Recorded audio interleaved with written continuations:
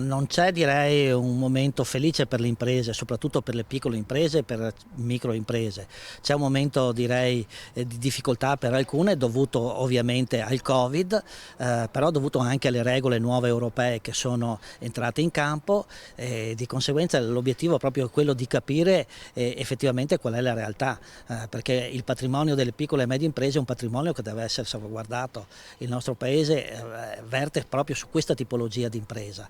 Credito imprese ai tempi del Covid, un rapporto che già da molti anni presenta crepe che le misure emergenziali messe in campo per arginare la crisi legata alla situazione pandemica hanno in parte sanato.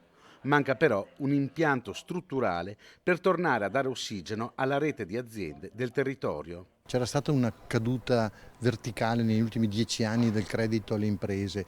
Con il Covid e con gli interventi della garanzia al 100% dello Stato, il credito è ripartito, gli impieghi presso le imprese è ripartito, ma da novembre o dicembre del 2020 e quindi anche i primi mesi del 2021 si torna a calare, la curva torna a calare, cioè cala il credito alle imprese. È necessario non ripetere gli stessi errori fatti in passato. Intanto bisogna continuare a investire nel credito perché il credito è uno degli elementi strutturali di aiuto all'impresa.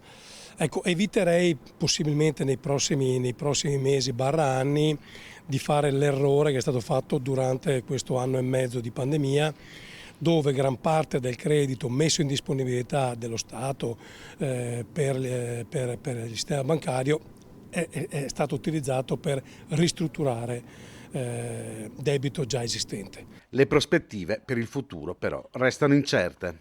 Sicuramente la prospettiva o il timore è quello che riprenda il trend, magari accentuandosi ulteriormente, visto che molte delle imprese più piccole sicuramente avranno sopportato, avranno subito le conseguenze della crisi e quindi i nodi devono ancora venire al pettine, purtroppo.